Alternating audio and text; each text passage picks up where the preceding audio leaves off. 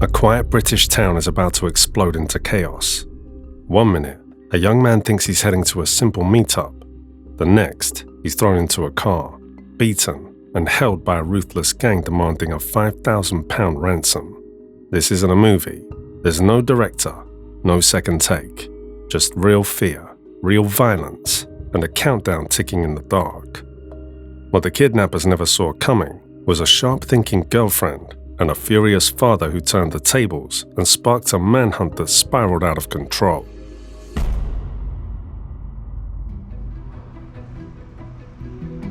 It all began on an ordinary Monday night, February 10, 2025, in Merthyr Tydfil, Wales. Merthyr Tydfil isn't the kind of place you'd expect a Hollywood-style kidnapping. It's a humble town, and violent crime on this scale is virtually unheard of there. The weather was cold and grey, the kind of forgettable evening that would normally pass without incident. The streets were quiet and nearly empty. At the mostly deserted Kidnap retail park off the A470, a lone Hyundai hatchback sat under the streetlights. Inside there were three young men huddled together, plotting mischief under the cover of darkness.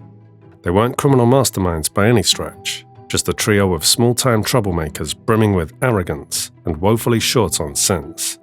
Their names, 30-year-old Tyshane Brown, 24-year-old George Miles Williams, and 19-year-old Luke Williams. In that Hyundai, these three schemers cooked up a half-baked plan fueled by desperation and bravado. The idea was simple and stupid. Lure someone they knew out to meet them, scare him into handing over money, £5,000 in cash, and rough him up enough that he wouldn't dare retaliate. The supposed reason behind their plot? A trivial dispute over a motorbike Connor had sold online. The trio believed he owed them money for it. It sounds like the plot out of a low-budget gangster film, the kind where inept crooks think they're tough until everything goes wrong. You can almost hear the narrator intoning. What happens next will shock everyone. Except this wasn't a film. This was real life in Merthyr Tydfil's underbelly, about to erupt into violence. The trio even had a fourth person in the car that night, a young man named Reuben Ritchie. But Reuben was no willing accomplice. He was effectively another victim. Brown and his buddies coerced Reuben at gunpoint with an imitation firearm to serve as their driver. Imagine being forced into the front seat of a crime you wanted no part of.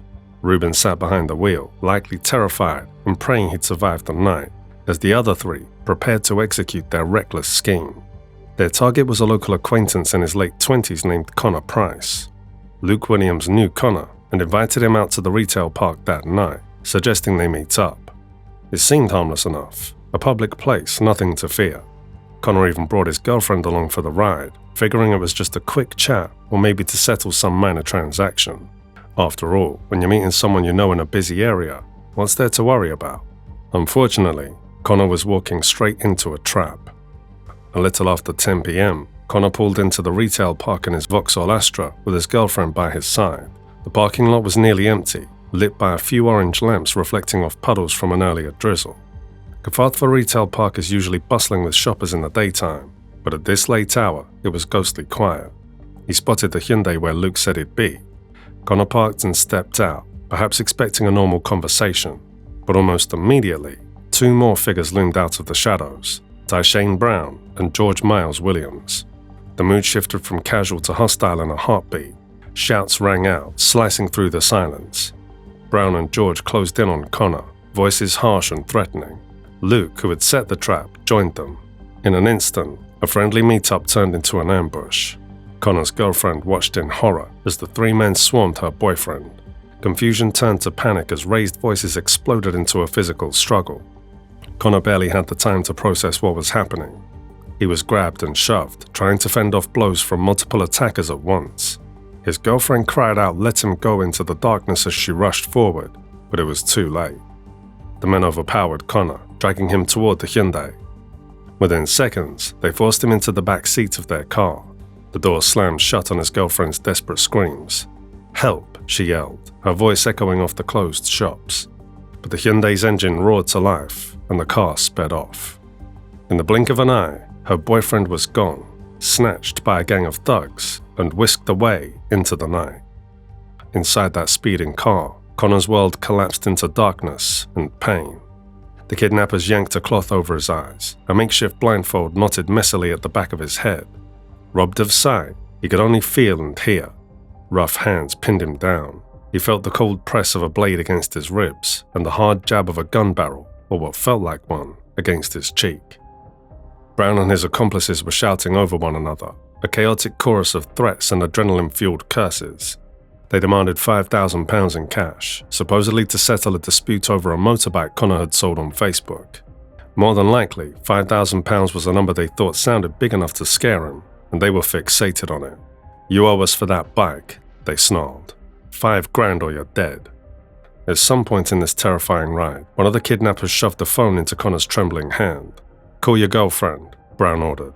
"Tell her to get the cash now." With a knife at his side and a gun muzzle digging into him, Connor complied. His voice quavered as he spoke to her, pleading and panicked. "They want $5,000, he gasped. "Please, just get it. I'm hurt." In the background, she could hear men yelling, cursing, and Connor's groans of pain. Amid the shouting, one word cut through clearly: knife. She heard Connor shout, "They have a knife. They're cutting me," before the call abruptly ended. Imagine receiving that call. The person you love is essentially begging for his life while unknown assailants threaten to stab or shoot him. That's the kind of moment that turns your blood to ice. Connor's girlfriend didn't freeze in panic. She jumped into action. The kidnappers had barked to her not to call the police. "Don't even think about it, or you'll both be dead," one of them had warned over the phone. She believed them. They sounded unhinged enough to follow through. So instead of dialing 999, she dialed the one person she knew could help immediately: Connor's father, Jordan Price. She blurted out the nightmare unfolding, that Connor had been snatched by Luke and some others, and they were demanding money, that Connor was in mortal danger right now. There is no manual for a moment like this. One moment you're a dad at home, perhaps winding down for the night, and the next, you get a call that your son has been abducted and is in deadly peril. What would you even do? Jordan Price didn't waste a second. Upon hearing the frantic words from his son's girlfriend, he sprang into action. Many might have immediately called the police and waited, but when your child's life is on the line, cold logic flies out the window. Jordan rallied 3 of his friends within minutes. They weren't officers or trained rescuers, just determined dads and mates willing to do anything. They piled into cars, adrenaline pumping, and heading for the retail park where the girlfriend had last seen the Hyundai. Their plan, if you could call it that, was simple: find the kidnappers and get Connor back now, at any cost. It was pure, raw desperation driving them, a father's love sharpened into resolve. Some might call it reckless, but if your son's life is at stake, would you do any less? Meanwhile, inside the kidnapper's car, Connor's nightmare only escalated. He'd already been punched and pistol-whipped across the face. He wouldn't learn until later that the gun was fake. His cheekbone throbbed where the metal had smashed into it. At one point, though, through the blur of pain beneath his blindfold, he saw Brown load a single gold-colored bullet into the gun's chamber. The click of the round sliding in sent Connor's heart into his throat. Brown even pulled on a pair of latex gloves as he did this, an eerie sign that he didn't want to leave evidence. "Keep that up and we'll shoot you," Brown hissed when Connor whimpered that he didn't have any money. George, sitting in the front passenger seat, glanced back and laughed, a chilling, casual laugh, as if this were all some sick entertainment. Luke muttered threats from the back, insisting Connor must have money or valuables to give up.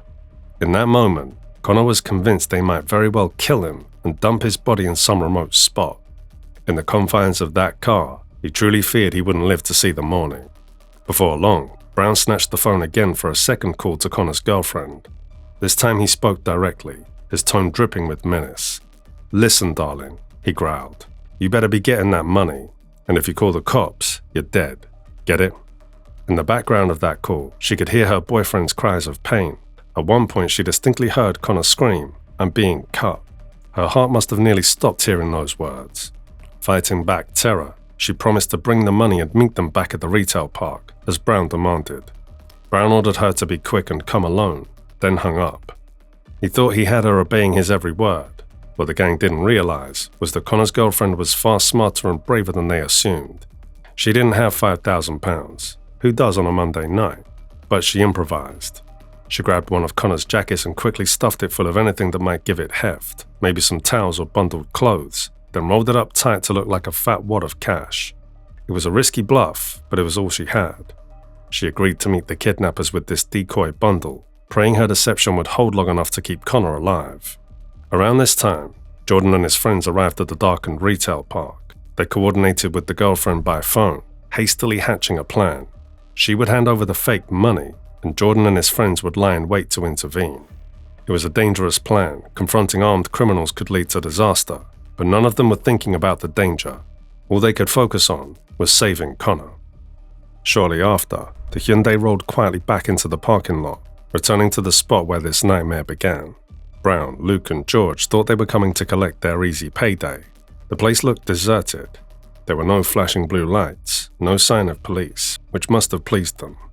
Connor's girlfriend was there, alone as instructed, clutching the bundled jacket that was supposed to be full of cash. Jordan and his friends hid in a nearby car with their lights off, hearts thundering with a mix of fear and fury. Connor's girlfriend placed the rolled-up jacket on the ground at the agreed spot and backed away toward her own car.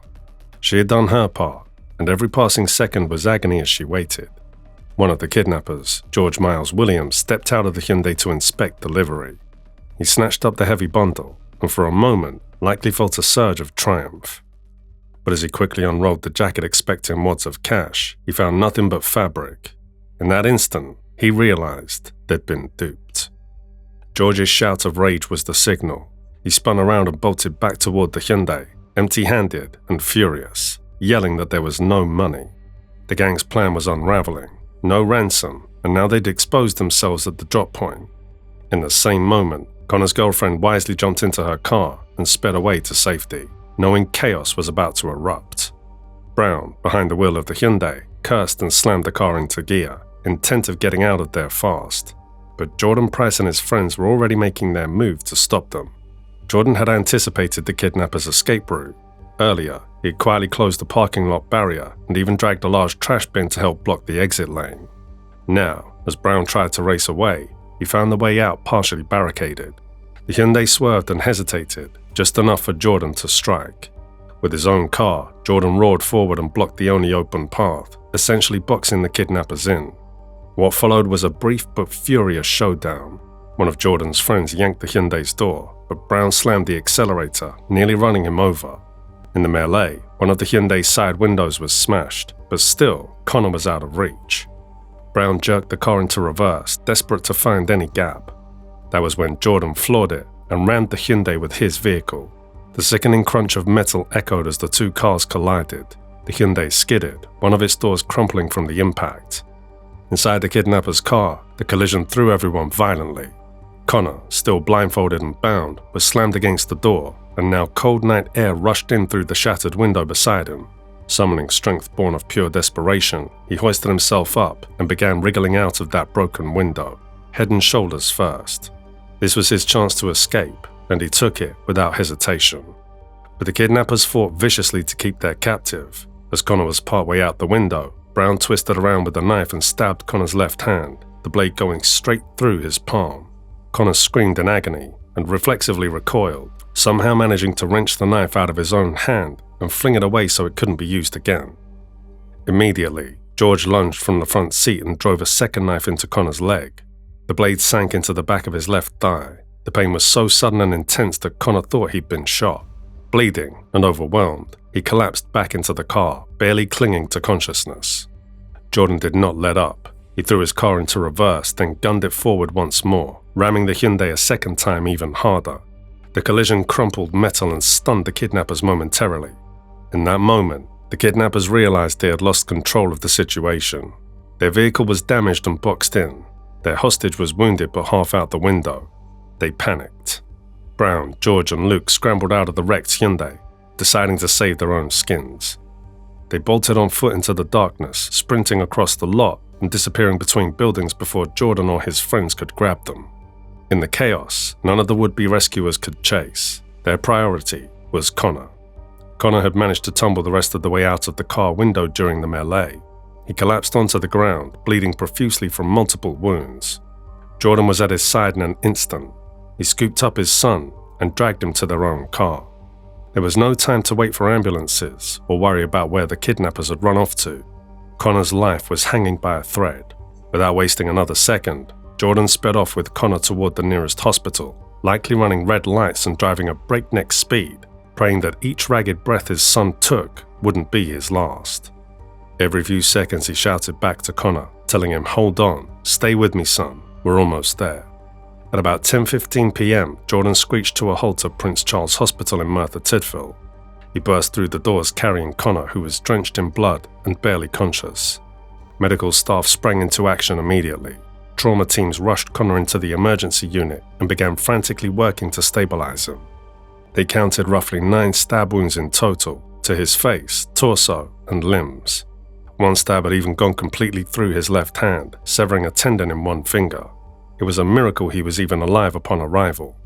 Doctors raced to control the bleeding and patch what they could, especially focusing on a deep wound in his abdomen and the serious injury to his hand. Connor was in critical condition and in shock, but he was conscious against all odds. The hospital staff fought to save him, pumping him blood transfusions and rushing him into surgery. While doctors fought to save Connor's life, police officers began to swarm the hospital and the retail park, launching the investigation into this audacious crime.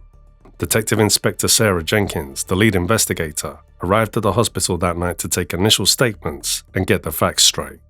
She found Jordan Price and Connor's girlfriend in the waiting area, shaken but determined to help piece together what happened. Despite his pain, Connor himself provided the police a basic account as soon as he was stable enough to speak briefly. Through pain and oxygen masks, he confirmed everything. Luke's invitation, the sudden attack by Brown and George, the terrifying car ride and knife threats, the phone calls demanding ransom, and finally the explosive confrontation that allowed him to escape. Each detail he provided helped sketch a clearer picture of the perpetrators and their brutality. Meanwhile, officers rushed to secure the crime scene at Carmarthenshire Retail Park. Under flashing blue lights, they taped off the area where the abduction and chase occurred. Investigators found evidence of the struggle, blood droplets on the pavement, shards of glass from the Hyundai's shattered window, and erratic tire marks, stark signs of the desperate fight that had happened just a short time before. Importantly, a security camera on one of the retail buildings had captured part of the incident. Though the footage was grainy due to the dim light and rain, it clearly showed the moment multiple men forced someone into a car. That was invaluable visual confirmation of a kidnapping in progress.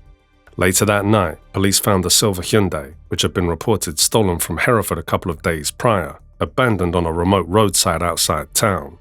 A resident had reported a damaged car left in a ditch, and sure enough, it was the vehicle involved. Officers who responded found the Hyundai empty and banged up from the collisions. Inside, the evidence was damning. Blood soaked into the back seat and floor, later confirmed to be Connor's, and remarkably, a knife was recovered nearby, likely the very one Connor had flung out the window. Forensic specialists went over the car inch by inch, collecting fingerprints, fibers, and DNA. It didn't take long for them to find prints that shouldn't have been there. Those fingerprints, run through the national database, matched 2 known individuals, Tyshane Brown and George Miles Williams. Within hours of the crime, police had names for their suspects. With Connor and his girlfriend also identifying Luke Williams as the acquaintance who had lured Connor out, investigators now knew exactly who they were hunting. Arrest warrants were swiftly issued for Brown, Miles Williams, and Luke Williams on charges of kidnapping, assault, and attempted murder, among others. It turned out all 3 suspects had criminal records, so the police knew exactly the kind of men they were dealing with. Brown especially had a reputation, previous convictions for assault and drug offenses. George Miles Williams had a history of violence as well, and Luke, though just 19, had already been in trouble for petty theft. These were young men with criminal backgrounds, now suspects in an extremely serious case. A manhunt ensued across the region. For a short while, the trio managed to lay low, but they couldn't hide forever.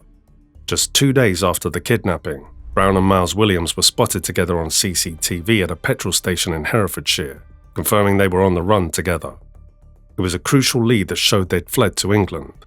Weeks passed as police chased down leads. After a 2-week manhunt, on February 27, 2025, armed officers finally tracked Brown and Miles Williams to a caravan park in Kidderminster and arrested them.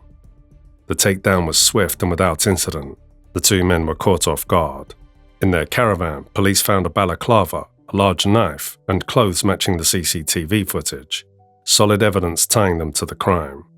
Luke Williams was arrested separately in Hereford around the same time, without incident. All 3 were now in custody. Reuben Ritchie, the coerced driver, cooperated fully with authorities and was released without charge, essentially treated as a witness since he had been forced into the crime. His testimony helped fill in some gaps about the gang's movements and conversations that night. Fast forward to October 2025, Newport Crown Court was the setting for the final chapter of this saga. Inside the courtroom, the three men cut very different figures from the tough guys they pretended to be that night. Brown tried to sit tall, but a sheen of sweat on his forehead and his downcast eyes betrayed his nerves. George Miles Williams and Luke Williams fidgeted and avoided eye contact, their bravado long gone. Over the course of several days in October, the full story of that February night was laid bare for the judge and jury. Connor Price took the stand and recounted the horror of that night in devastating detail, from the ambush at the retail park and the blindfold and beatings to the moment he felt a knife go through his hand. He even showed the jury the scar in his palm where the knife had gone through, a chilling reminder of how close he came to dying. Some jurors visibly winced at the sight. His testimony was clear, firm, and absolutely damning to the defendants. Connor's girlfriend took the stand next, describing the chilling phone calls and how she faked the ransom money before contacting Connor's father. She had to fight back tears as she relived those moments, but her quick thinking under pressure clearly saved Connor's life. Jordan Price also testified, recounting his decision to chase the kidnappers and ram their car to free his son. His testimony illustrated the sheer desperation and determination of a parent willing to do anything. The courtroom sat on edge as he described ramming the vehicle and the relief of pulling his son out alive. It highlighted the lengths a parent will go to protect their child. All of these personal accounts were bolstered by extensive evidence. The prosecution presented grainy CCTV footage of the abduction, which corroborated the initial attack and struggle. They showed photographs of the blood-stained Hyundai with its smashed window and wrecked exterior. Forensic experts testified that the blood in the car matched Connor's DNA, and that fingerprints lifted from the door and steering wheel matched Brown and Miles Williams. The bloody knife that Connor had tossed out was entered into evidence, its blade bearing traces of blood and even a fingerprint from one of the attackers. Phone records showed calls made from Connor's phone at the exact times his girlfriend received those ransom calls, neatly aligning with her story. They even pointed out that Brown had worn latex gloves during the crime, showing how calculated the attempt was.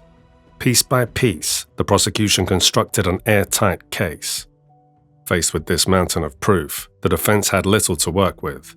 One lawyer even tried to argue that things had simply gotten out of hand rather than it being a planned abduction, a claim the jury clearly did not buy. They half-heartedly argued that the men never intended to actually kill Connor, pointing out the gun was fake, and that Luke was very young and under the influence of older men. But those excuses rang hollow. The brutality of the attack and the premeditated nature of the kidnapping, luring Connor out under false pretenses, stealing a car, bringing weapons and a fake gun, wearing gloves, left no doubt that the criminals knew exactly what they were doing. Intent to harm was evident in every stab wound and every threat uttered. Unsurprisingly, the jury returned unanimous guilty verdicts on all charges, including kidnapping, blackmail, grievous bodily harm with intent, possession of an imitation firearm, and of course, attempted murder. The judge emphasized the severity and callousness of their actions, noting that their violent plan easily could have cost an innocent life. Then came the sentences. Tyshane Brown, identified as the ringleader, received 30 years in prison. George Miles Williams was handed 20 years, and Luke Williams got 25 years. That's a combined 75 years behind bars. These heavy sentences underscored how horrific their crime was. The judge made it clear that such savagery warranted severe punishment, noting that it was only by luck that a life wasn't lost. Connor and his family, who were in the courtroom, finally breathed a sigh of relief at seeing justice done. As the three men were let out in handcuffs, one fact was clear. For just a few £1,000s they never even got, they had nearly taken a life and ruined their own. There was relief in the community at seeing three dangerous individuals off the streets for so long, but also lingering shock and fear. Even seasoned officers were struck by how unusual this case was. Planned kidnappings for ransom are almost unheard of in modern Britain these days, especially in a quiet town like Merthyr. It also made people think twice about the dangers that can lurk behind seemingly ordinary situations, even something as simple as meeting someone for an online sale. Merthyr Tydfil was left asking itself a difficult question. How could something so extreme unfold on such an ordinary evening in a place so familiar? A normal night had escalated into something that felt like a scene from a crime drama. Only this time, there were no cameras, no retakes, just real people, real fear, and real consequences. The CCTV footage of the abduction, later broadcast on local news, shocked viewers across the country. People were stunned by how open, deliberate, and violent the kidnapping was, carried out in what should have been a safe public space. For many watching, it shattered the quiet assumption that things like this don't happen here. Yet even in a situation that dark, there were individuals that stood out for the right reasons. Connor's girlfriend showed a level of calm thinking that most people can only hope they'd manage under pressure. Her quick actions set everything in motion. Then there was Jordan Price, who made a split-second decision that most parents pray they'll never have to face. His decision to ram the kidnapper's car was as dangerous as it was decisive, and there is little doubt that it played a crucial role in saving his son's life. Authorities later chose not to charge Jordan over his actions, accepting that he acted in an emergency to protect his child. Even so, police were clear. This kind of intervention could easily have ended in tragedy. Jordan had, in effect, delivered his own form of immediate justice on that road, but it was a risk most people would never be advised to take. It raises a hard question. In that moment, if it were your loved one in the back of that car, would you stand back and wait, or would you step in and gamble everything? For Connor, survival came at a heavy price. His physical injuries eventually healed after a long recovery, but they left visible scars across his body, permanent reminders of what he endured. Those marks can be seen. The others cannot. The psychological impact of that night is something that will stay with him for longer than any bruises or stitches. He came face to face with the very real possibility of death, and experiences like that do not simply fade.